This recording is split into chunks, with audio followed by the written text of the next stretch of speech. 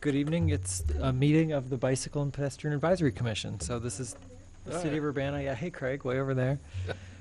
It's Tuesday, February. On this side, you know. Yeah, And the it's like the chair. gang or something. Yeah. Famey stuck me over here. I thought I'd join you guys, and she said, "No, you got to be here." Yeah. Got to be way over there. Oh, okay, on the staff end. Okay. I'm Well, flexible. we do have a quorum. I know a few people. We got one person who was sick, one person who, because of a death in the family, is out of town. So if anybody else shows up, that would be great. But there were a few people who were excused absences tonight, and 5 is a quorum, so we will go right ahead and meet as normal. So should we start with a roll call? Brandon Bowersox Johnson, Present. Carrie Brown Tess, Michelle Guerra, Cynthia Hoyle, Present Audrey Ishii is excused, Mhm. Susan Jones, is here. Amelia Neptune is excused, Nadine Schmitz, Here. Craig Schonkweiler. Here. Okay, great. And if someone would like to make a motion to approve tonight's agenda as it was presented, that would be great.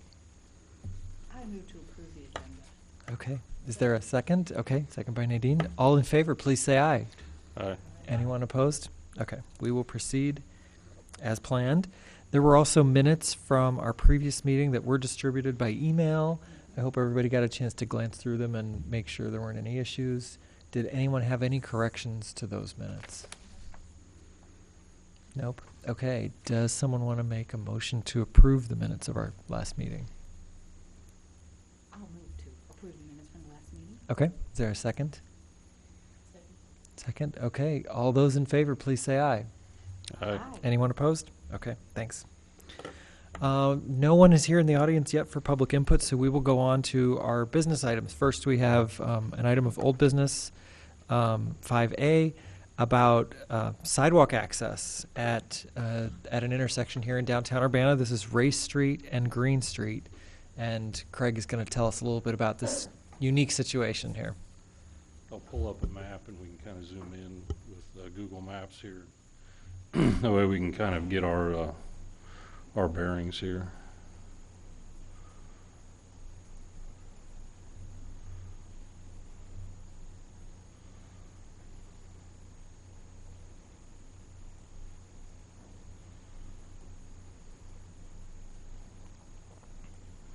This building on the northwest corner of Green and Race has been determined to be structurally unsound.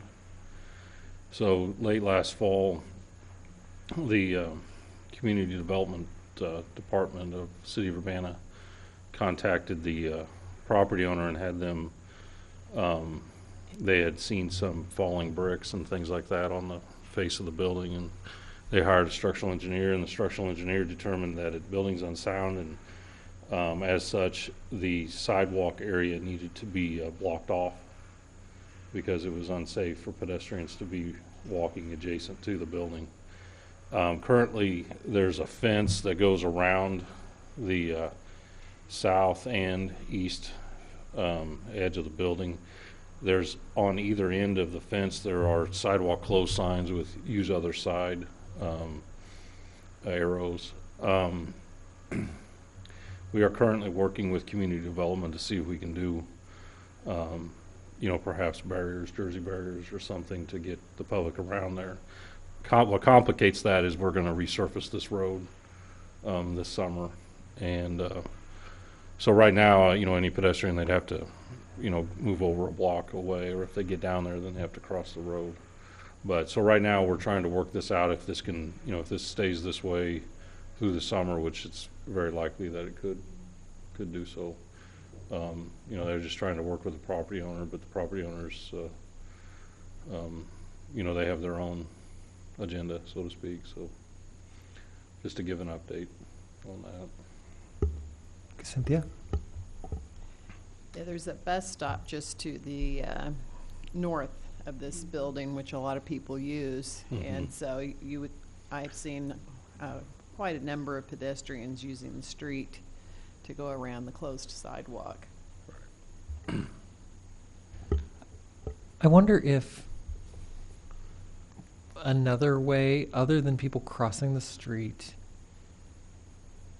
is that they could walk through, is that called Cherry Alley? Back They there, could almost go yeah. to the north and to the west of this building using the nice, yeah, the nice Right through there. walkway alley that the library has. And the library, I think, has a north-south sidewalk that goes from the library's front door down to Green Street. So we Oh, could so- almost put a sign, yeah, that people could walk in that parking lot there, or And that around. sidewalk right there, exactly where you're pointing. Mhm. So that people could sort of walk around the back of this building as Mhm. one more option, maybe, Mhm. to get to that bus stop and to get around, other than walking in the street, which is what some are doing, or totally crossing the street, which is hard to convince pedestrians to do. Right. I don't know. I If guess they're that's, going to the bus stop, then Yeah. that would mean that they would walk all the way down to the corner, across the street, and walk all the way back. And people are not going to do that, because otherwise you get jaywalk to cross the street. yeah. And Yeah. so,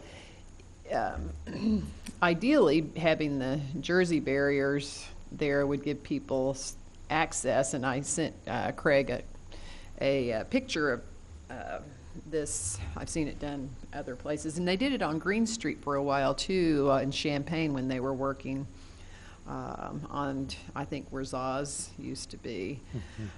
The repaving is another issue, but if you had some wayfinding signs for pedestrians that told them that they could go around the other way, some of them might use that instead of walking in the street. Maybe.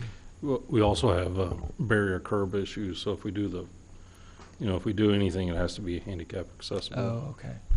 So we'd have to look into that too. Right. Down Oh, at so the- even if they could walk in the street with a, We'd with have a to put barrier set temporary up, ramp, yeah, there'd have to be a ramp, a temporary ramp or something to get them down from the sidewalk to that other pavement. yeah. Wow. When the Denny's cleaner site south of here was torn down, that was unsafe at that time. There was barriers, concrete barriers put up for that. Mm-hmm. So I guess I would just report that Public Works and Community Development are trying to work out a solution, Yeah. particularly now that we're heading into spring. Yeah. We're a little bit more activity. Any other questions or comments on this one? Thank you. I know these are tricky situations and there's not always an ideal, but I appreciate you all continuing to talk about what we can do, because it is a tricky spot with that bus stop. Okay. Our next topic for the night, 5B, is an update on the Safe Routes to School grants from both Craig and Cynthia. So, Craig, do you want to start us off? Sure. I just thought I'd give an update that the city had applied for a infrastructure grant to widen the sidewalk in front of Prairie Elementary School, which is right up here, from Kinch down to Dodson. I'll just zoom in. We can kind of get a better handle on that. The latest round of applications came out at Halloween, and we're due there January 31st. So this would be the sidewalk. This is Prairie School here. It's currently a 4-foot walk. Some of the walk is out of compliance cross slope wise with ADA. So there are a few tripping hazards. So we applied for an infrastructure grant to widen that sidewalk from Kinch down to Dodson. In the future, we would look to widen the sidewalk from Kinch down to Learman also to complete that. And that would make a multi-use path pretty much the length of Washington from Learman down to Dodson, which then would connect to the multi-use path on North Learman also. So I just wanted to let the commission know that the city of Urbana did apply for an infrastructure grant. Great. Do we know when? Do we have any idea on IDOT's funding timing? Okay. No, It's you always, know, the way it changes every time. Yeah, Okay. yeah. They didn't tell us a timeline or anything. So Okay.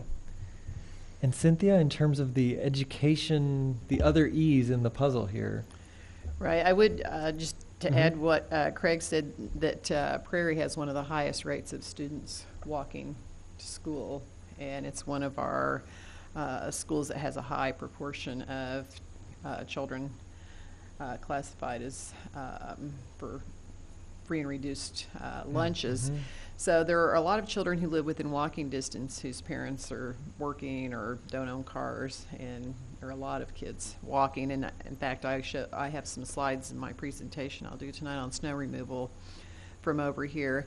So we applied for a non-infrastructure grant this time. The state asked, well, it wasn't just the state. I think the congressional mandate required a 20% match for non-infrastructure, which had not happened in the past. And so I worked with the Urbana School District, and MTD and the school district both put in a local match to apply for a grant that will be in the Urbana School District. That would include expanding the walking school bus program. And for those who don't know what that means, walking school buses are when a predetermined route is established to a school, and there are adult volunteers who are trained to walk the route, and students join it along the route as a way to make it fun and improve safety for kids walking to school.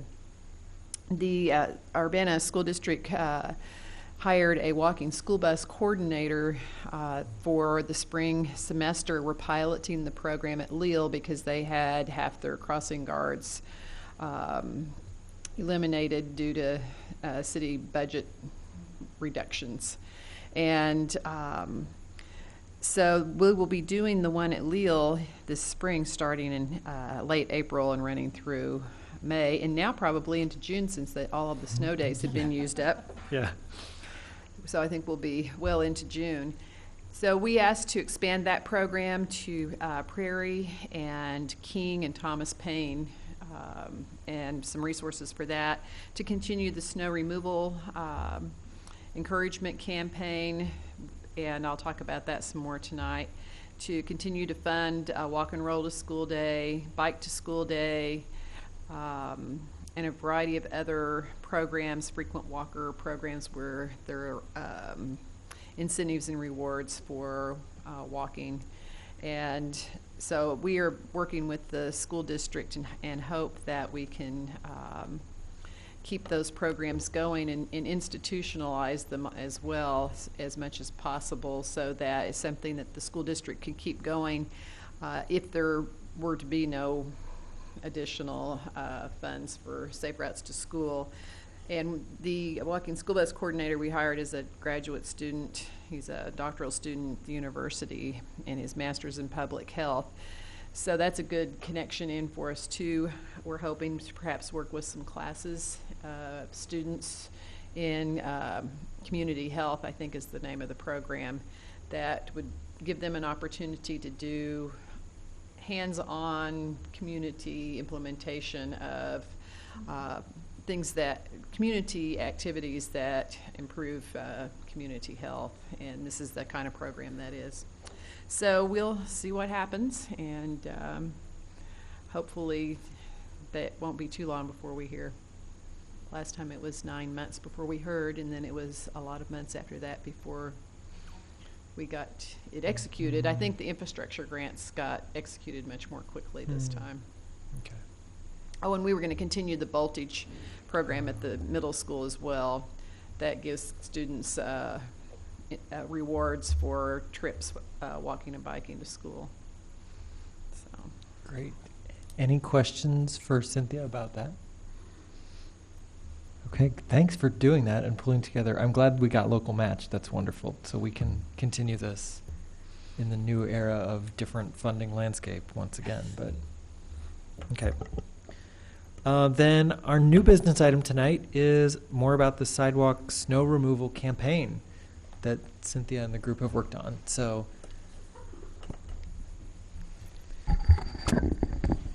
All right, I'll get my presentation up. there we and go. rolling Yep, that here. came up on our screens. Perfect. All right.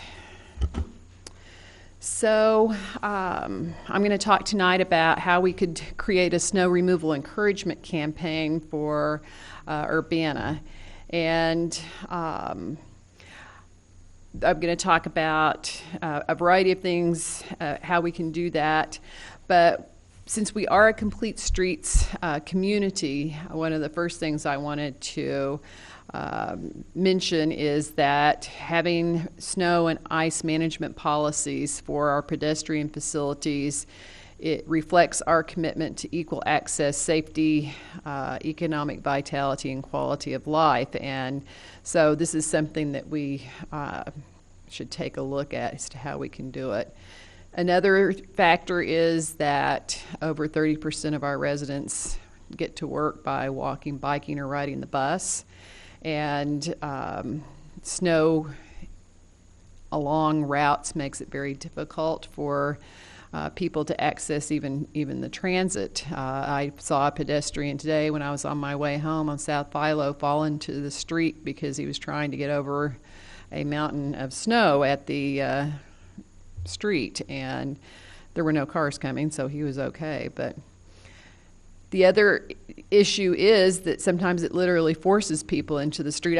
All of my pictures, I went out one afternoon and took pictures.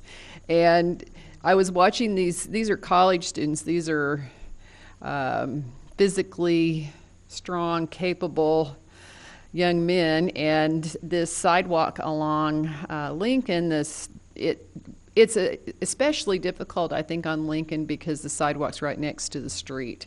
So when the street is plowed, you end up with more snow on the sidewalks. But then on top of that, right down here, someone had piled a mountain of snow, probably from a driveway on. And so these guys dodged out around the mountain of snow when there were no cars coming, luckily.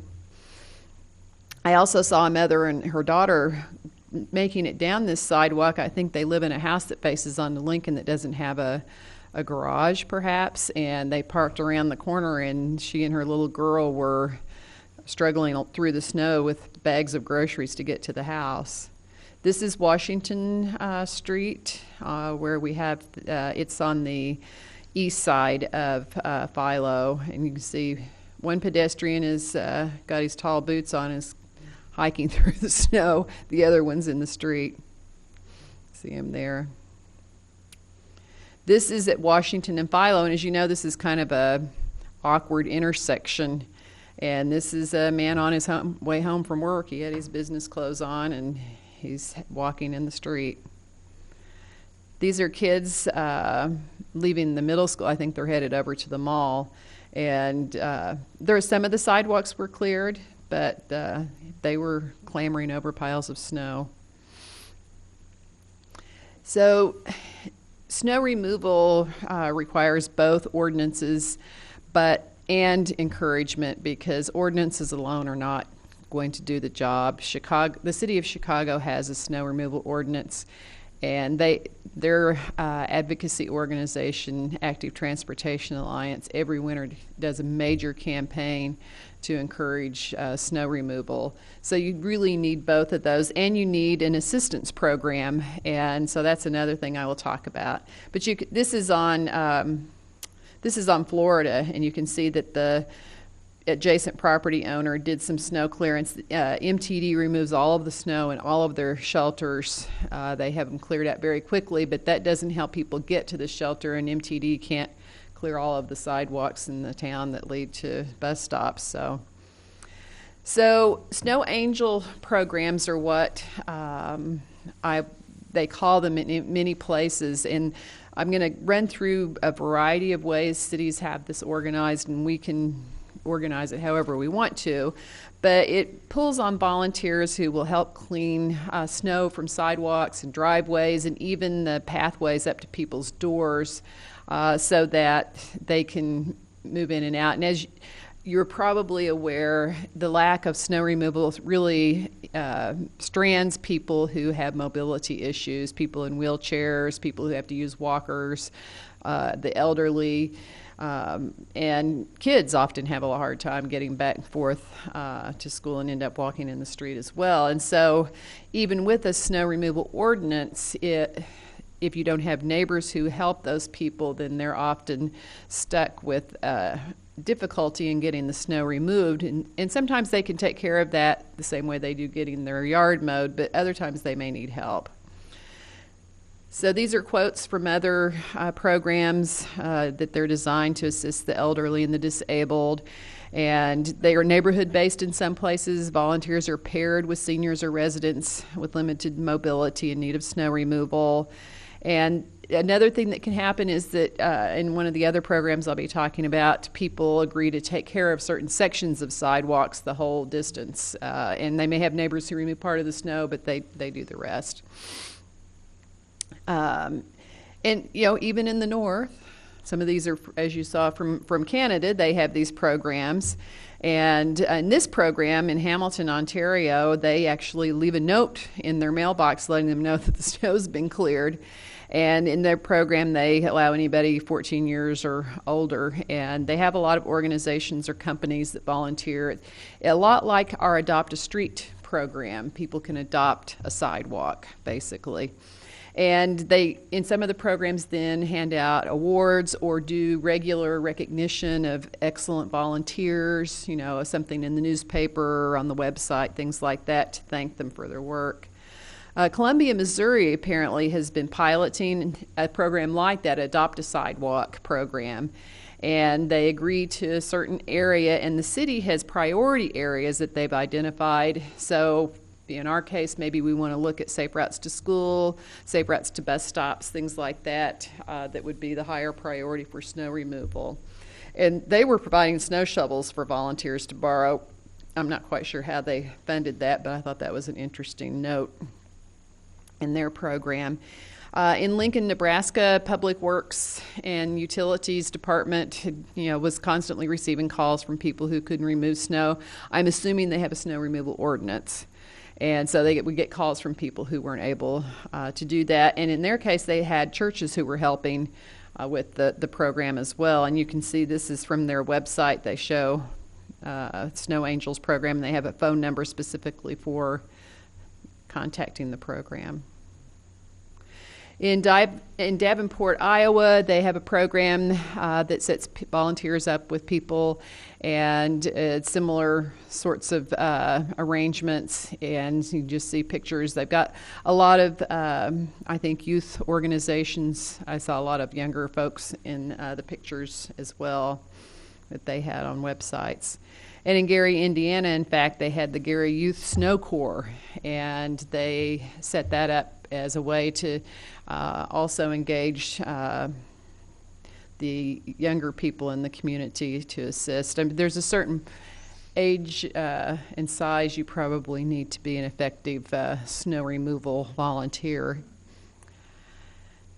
So I would just like to suggest that we take a look at this so that we can go from the pedestrian in the street to the pedestrians being able to use cleared sidewalks. And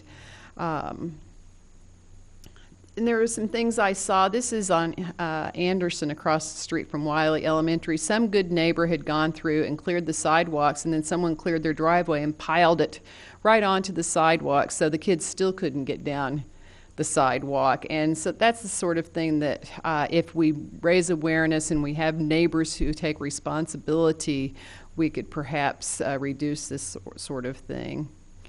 Also, recently, there's a regular program on our public radio station locally, WILL, called Legal Issues in the News, and I happened to hear Professor Christine Hurt do one called Slippery Slope. And she's on the faculty in the law school. I did contact her about her program, and so I paraphrased a few comments out of the show, but you can certainly listen to it. It's not very long. It's maybe 3 minutes long. But in her case, she's particularly focused on commercial property law. And she said the Illinois property owners are required to keep property free and clear of foreseeable harm dependent on weather conditions. But that allowing dangerous accumulations of snow and ice on the property could put you, as she called it, on a slippery slope under Illinois law.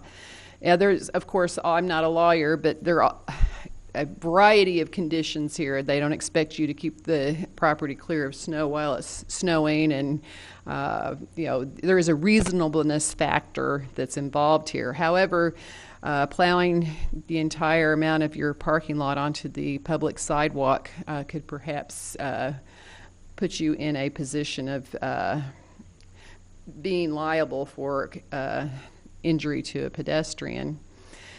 Also, the Illinois General Assembly, as noted, the city has this on their website, passed specific legislation to encourage homeowners to remove ice and snow from their sidewalks. So they passed the Snow and Ice Removal Act. And that act provides that residential property owners removing ice or snow from sidewalks abutting their property will not be liable for injuries unless their acts are willful and wanton. For example, removing all the snow from your sidewalk and maybe piling it on your neighbors. Things like that would actually create a problem. And there have been some cases in which leaving mountains of snow during snow removal process that property owners have been found liable for various things. I pulled these things off of personal injury lawyer websites. They were happy to let you know their ideas. But one of the things that you will find when you talk with people is that there's an urban legend out there that if you clear your sidewalk, then you're liable if someone slips, and that is categorically false. Urbana, of course, has a sidewalk snow removal ordinance for specified districts within the city, and that they have that the clearance must occur within 24 hours of the declaration made by the Public Works Director, and that it's after the winter storm that notification is given, and they put it out on the website and through the local media. I always hear it on the radio and in the news. And those districts are the University District, the South Philo Road District, and the Downtown District. And all of those districts are shown on the website. There's a list of frequently asked questions. But even in those districts, we still struggle to keep the sidewalks clear. I know code enforcement has had their hands full with a variety of things, including some of those issues. Then CU Safe Routes to School project, as part of the grant funding we've had, has had a snow removal encouragement campaign, but that is soft money, and so I think it would be good for us to start thinking about how we can create a program that will sustain into the future if we don't have grant funding. So what we have done is provide schools with educational materials, and we offer them flyers, postcards, and yard signs. The school and the PTA are responsible for distributing them since we don't have staff to do that kind of work. And we will also give them ideas about how to do that. So this is what our yard signs look like, and Sue had one in her yard. She's always got her sidewalk clear in a reasonable amount of time in front of her house. And they're pretty durable, and we've had calls from and emails from places around the country asking if they can use our materials. Jan New at MTD designed these for us, and I think they're really very effective. The approach is to be a positive one, and most particularly to thank the people who are clearing their sidewalks and to encourage people who are not. And so we've also had billboard and bus boards, and we've run radio ads, and it does help to have that as an annual event to remind people that there are reasons that it is important for the safety of our children and the members of our community to clear their sidewalks. So with that, I will close. I was going to point out this is the area across the street from Prairie Elementary, and you can see there are a herd of people, probably the kids, going through there every day. And so that's one thing we could certainly do, is reach out to the religious community and ask them to clear sidewalks. A lot of the churches do a really good job, and they may just need information and encouragement to do that. So I would like to suggest that we explore the idea of how to do this, what kinds of partnerships we could form in the community to organize such a program and to have it be an ongoing effort. There does have to be city involvement and buy-in. I think that they can probably find some partners in the community to help make it not entirely a burden on the city, but these things are organized different ways all over the country. There are communities up around the Chicago area that remove snow from all the sidewalks, but they are, of course, small communities that are pretty much landlocked. But it depends on where you are, how communities have handled this. And I would just like for us to think about ways we could do it and be creative and make it safer for our citizens. Mm-hmm. So I'm happy to answer questions if anybody has any. Any questions? Sue? Yeah, I'm wondering if there are any ways to like target like rental property owners, because I do between my house and the street, but then north of me is this, swath that's a rental property, and they'll plow the driveway, but it doesn't, except for the one exception, they've never cleared the sidewalk. As I was looking online today, there appeared to be some different case law for landlords, but I did not explore that.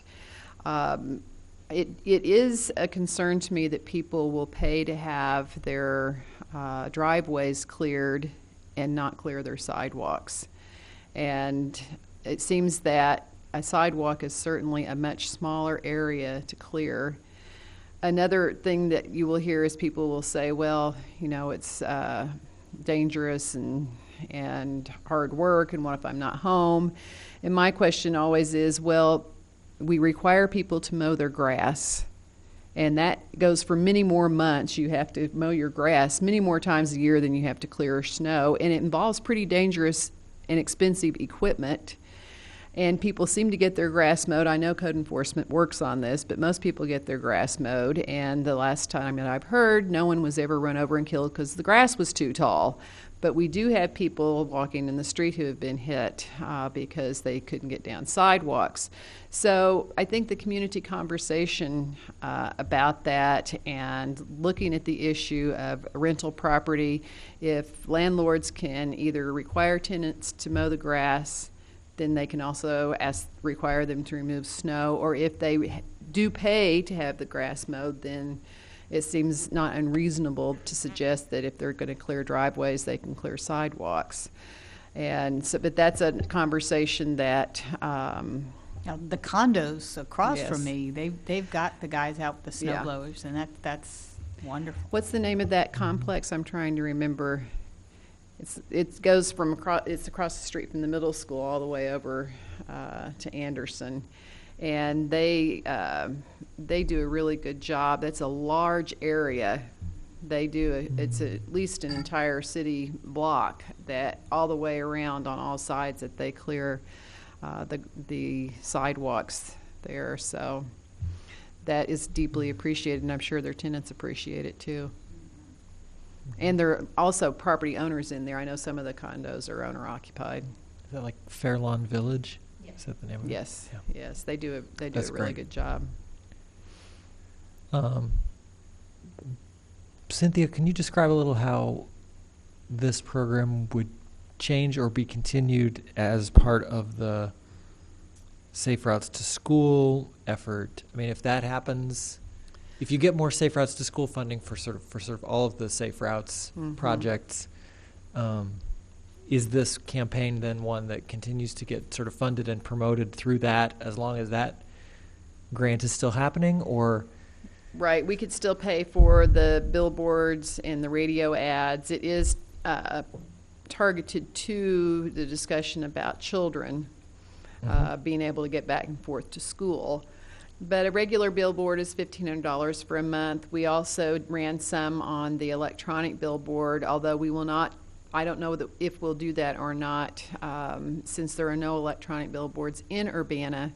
But they provide us with a lot of good coverage for $2,000 in a month, and they're pretty effective. And the yard signs are fairly expensive. We try to get the schools to get them back and keep them, but things just disappear or blow away. And right. Yeah, somewhere there, under there, yeah. And so, they have to be replaced, and if we don't have the grant, we wouldn't be able to afford to do that. But while we have the grant, we can continue that. But having more partnerships with other organizations, because we've been reliant on the PTAs or the principals or somebody doing all of that, and if we could work with the city and some other partners, maybe churches, to do a broader coverage. So I know one of the things that happens for the schools is that the kids have trouble getting back and forth to school if the sidewalks aren't cleared, and they arrive at school wet, and they have to give them dry clothes to put on. Either that or they're walking in the street, and it's not safe for them. So I know that there have been times when school has been canceled as a result of the kids not being able to get there. Usually the bus is having trouble getting back and forth is another problem, but that's a street clearance issue, and sometimes if it's snowing, they just can't keep the streets clear enough either. So school buses, I don't think, are really very good in the snow. Yeah. In all of your research, did you see any of like snow angels that were associated with neighborhood associations? Yes, I think in some of the programs, there was one that had specifically did talk about partnering with neighborhood groups. And so I think we could take a look at that. I was trying to remember which one that was. It might have been, I don't remember which one it was. But there are places where I'm sure that they pull on neighborhood groups as well. And we have some neighborhood organizations. So, and I think that using those listservs to encourage snow removal is also helpful. I know WUNA has sort of created a culture in that neighborhood of snow removal, and people take it upon themselves. But doing something more systematic where people actually say, I will adopt this block and remove the snow, could help us get better coverage. Right, and then perhaps you could, start with the key routes. Right. That's what I was thinking, is the safe routes to school routes and the major bus routes would be a huge benefit. It's kind of like the way the city clears streets. You start with the major ones, and then you go to the collectors, and then the residential and cul-de-sacs are last because there are fewer people using them. And so we could develop a system for doing that, and we can contact the other places and ask them how they identify. But for us, I would think the safe routes to school and the transit routes would be a big one. And we could also, as we go through and look at pedestrian counts, around we know the University District, we have a lot of pedestrians, and look at other areas in the community where we know we have a lot of pedestrians. Of course, it's fairly easy now if you go out and look, because there's, a herd of footprints in the snow where people are walking a lot. So you can see where people are continuing to walk, but there have been a lot of people in the street along the collectors too. As you know, I've seen people on North Cunningham out in the street. In the daytime, it's a little easier to go around them, but at night, then I think in the past we've had people that were not here, but in Champaign. I know one year there was someone killed because they were walking home in the dark and they weren't on a sidewalk because it was covered with snow. It's hard for the drivers to see, even if it's not snowing. So, Cynthia, have you done a version of this presentation recently at the Mayor's Neighborhood Safety Task Force I have group? not, but we could do that. I wonder if it would be worth doing, because, so that was the group that originally came up with the ordinance that the city has in place now, and after about 2 years of debate, as I'm remembering it, it ended up being the decision that there would be kind of a split approach, that in a few key areas there would be a mandatory, the ordinance says you have to clear the snow in certain areas, but that in most of the rest of town it would be a volunteer effort.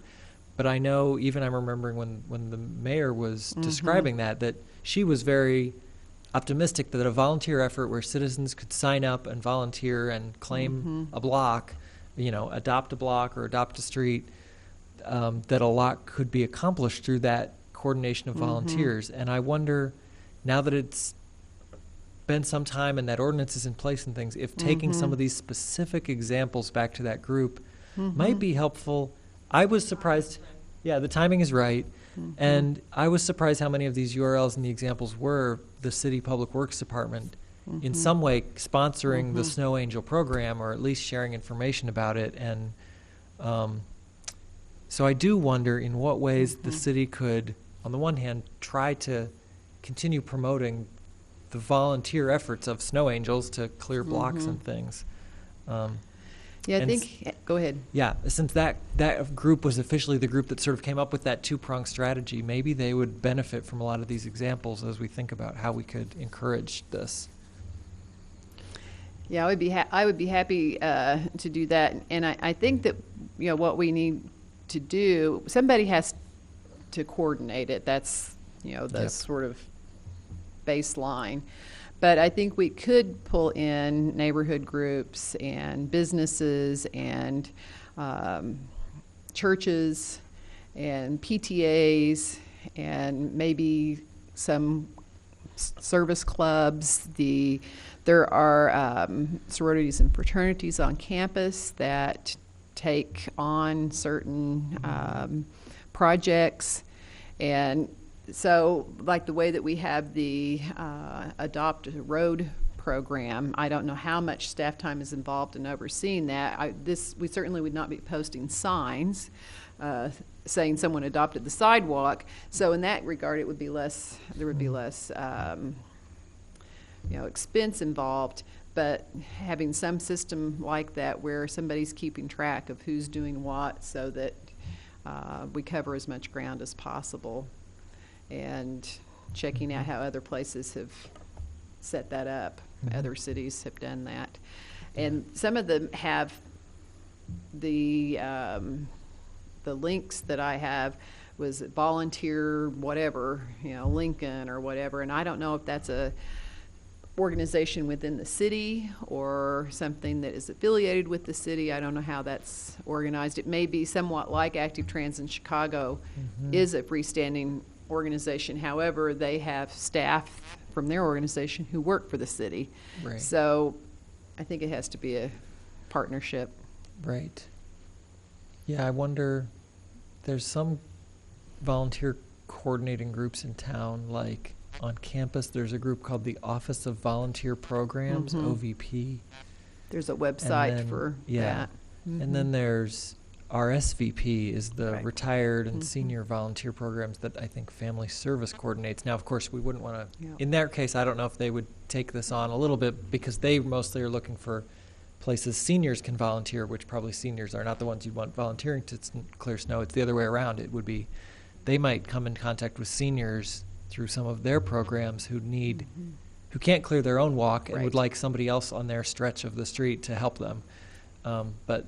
But Family Service already has a phone number and a help desk and does a lot of volunteer coordination things, and so maybe it would be one point of partnership in the community. And there are some people who have required community service that this Yeah. would be a good project for. I know some of them in the summer work for the Park District doing landscaping work, so this would be a winter volunteer activity that could work Yeah. as well. And I think the recognition part, one of the programs that we've had in the past is Crossing Guard Appreciation, and we monthly would run a banner ad in the classified section with a picture of them, and they get a gift certificate for, $15 to a local business, a bagel shop or a sandwich shop. And they really appreciated that a lot. And so I think having that happen also with this program, so there's constant reinforcement and people are recognized for their efforts, because asking them to go and do this it requires a commitment. Yeah.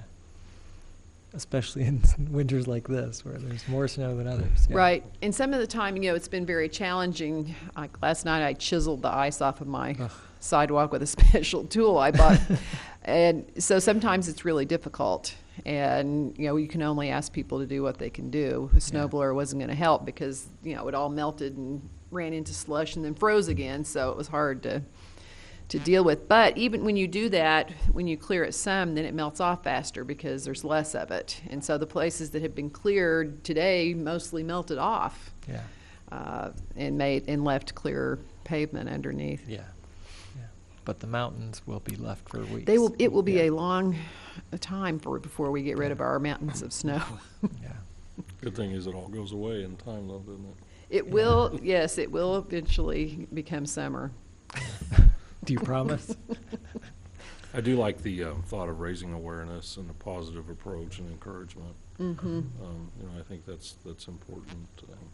And instead of turning this into a, shame Right. people or Right. a negative thing. Right. I agree, and that's the approach that we took. We took the materials Active Trans had on removing snow, and we made it even more positive in thanking them and saying, it's the neighborly thing to do. It's about, taking care of our kids and our neighbors and thanking people for it. And that has been pretty successful as far as I know.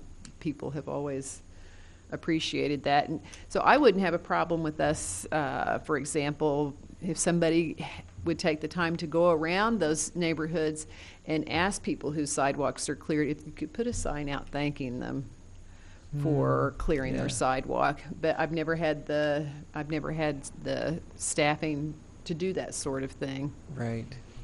Right. Sometimes the PTA, one year Yankee Ridge PTA was very energetic, and they did that.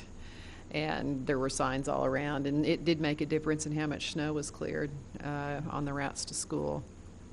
That's really really cool. So that makes sense that if the PTA really goes out of their way to thank people in a whole neighborhood, helping the kids get on specific routes to school, that Yep. people really take notice. Yeah. And we dispel the myth that they shouldn't clear their sidewalk. Yeah. So what's the next step here, you think?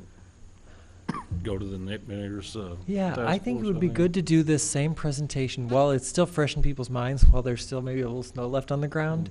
I don't know when the next meeting is of that group, but I think that it would be good timing to take some of these examples there and continue the dialogue about ways that through coordination between the city or other community groups and volunteer groups, that we get this encouraged. Yeah, and I think we could also, CU Public Health would help as well. They've got a We Choose Health grant now and have been real partners with us in encouraging active lifestyles. So that's another partnering organization for us to work with. And I think there's an opportunity to think about other groups and organizations. Other people have other ideas. Okay. Yeah, so I'd be happy to try and talk to that group. And I don't want to be a negative Nelly, but all of the snow we had last year came in March, so it's not clear It's that we're not over. completely through with this. Hopefully, we will not have minus 30 wind chills again, but we may have more They're snow. supposed to get down to single digits next week. There you go. Yep. It's not over till it's over. Okay, any other questions or comments on the snow removal campaign? Okay, that was our last item. I do have a few announcements. So the public meetings have been going on for the Urbana Bike Master Plan and the Trails planning effort. Thanks to everybody who came last week to one. There was one tonight that I briefly stopped by. Tonight was at King School. So tomorrow night, which is Wednesday, February 19th, tomorrow night is at Prairie School, specifically for that sort of East Urbana neighborhood around Prairie School. It's at 6 p.m. tomorrow night. That's the February 19th. And at the entrance to the Urbana Early Childhood end of the new end of the building there at Prairie. Then Thursday night, that's February 20th, this week, Thursday night at 6:30 p.m. is the Leal School event that will be held in Spanish. So the whole event will have an interpreter there and be conducted in Spanish, so that we encourage folks from the Latino community to come out and go through the same public input exercise and draw on maps. And we're really at all of these, the group is doing a good job explaining to folks who show up how we want to learn what routes they feel like are safe and are helpful, what routes still have danger zones or problems, and what locations for biking or trails or walking, what are the critical missing links that they most hope their neighborhood would have. So there's 2 more nights of this left. If you haven't gotten to any of the sessions, I encourage people to go. Again, tomorrow night, Wednesday night, 6 p.m. at Prairie, or Thursday night, 6:30 p.m. at Leal in Spanish. So those will be good, and then I know that the group said that once they collect data from that, there will be another series of public input meetings later on, like maybe in the April time range, where they've compiled all the public input from this round and bring that back to the community again. So there will be more chances to get involved, but this week's are critical for really gathering a good mass of data about what streets are important to people.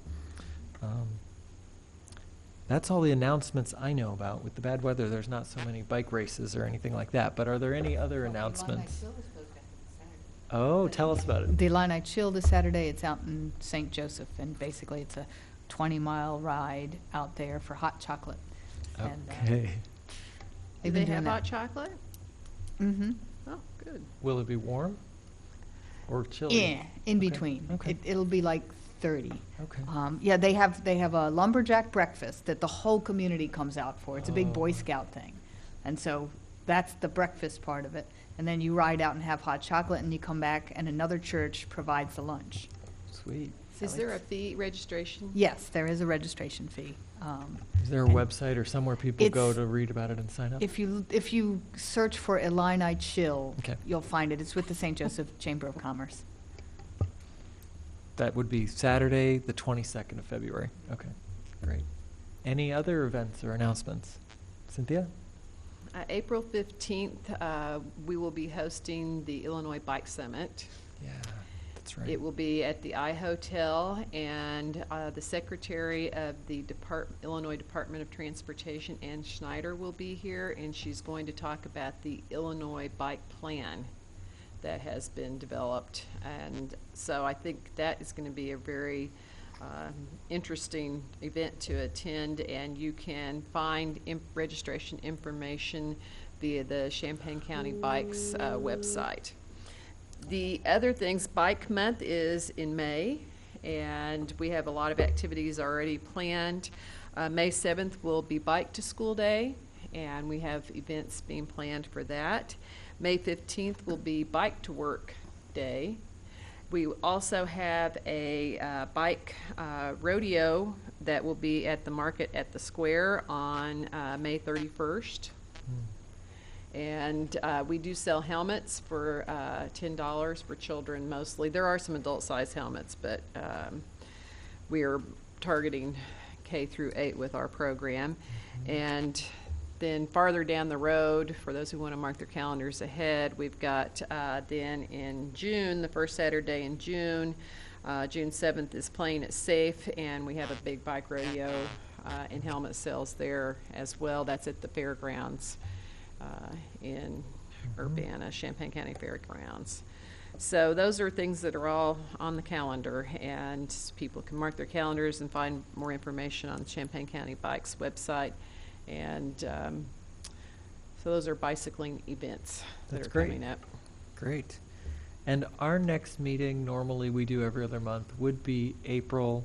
I guess the third Tuesday in April would be the 15th of April. So it may be the same day as the Bike Summit. I don't know if the Bike Summit has evening events, which would mean some people couldn't come to this because they were at the Bike Summit, or if the Bike Summit will be wrapped up by 7. Do you happen to know, Cynthia? The Bike Summit often has a reception right afterwards. Okay. but usually people are free by around 7. Okay. Our bike summit is this is the 3rd year, and so it has not expanded into a multi-day. Some places people plan on a 2 to 3 day event. So far, ours mostly have been people coming to Okay. town for the day and heading back home. home. So. Okay. So it won't be a conflict to hold our meeting the normal 3rd Tuesday in April? and Yeah, though some people might, They might be exhausted Yes. by the end of the day if they've been at the summit all day. that's why I wanted to mention it, because I thought Okay. if we don't meet again until April, that's going to be too late to announce the Yeah. bike summit. Yeah. There Okay. will be, in the morning, there will be some coffee chat groups, and so we'll talk about things like safe routes to school. And last year, I offered to facilitate that one, and you think you're going to have 8 or 10 people. I had about 30 people show up to talk Gee. about that. So people are really interested in these things, and you end up talking about both, bike and pedestrian issues, because those are both forms of active transportation that haven't been incorporated into the transportation system in the past to the degree that made it Yeah. a safe and convenient way. Urbana's made a lot of progress and a lot of effort in that area. So the bike summit on April 15th is an all-day event, you said, at the iHotel. Is there a small registration fee or somewhere Yes. people should go to learn more? Yes, and Champaign County Bikes, you can Okay. find information. I believe the League of Illinois Bicyclists also has it on their website. And I don't remember who else has it posted, Okay. but those are all places you can find information. Okay. Any other announcements before we adjourn? Okay, well, thanks, everybody. Have a safe ride or walk, and we'll see you soon in a few months. Thanks. This meeting is adjourned.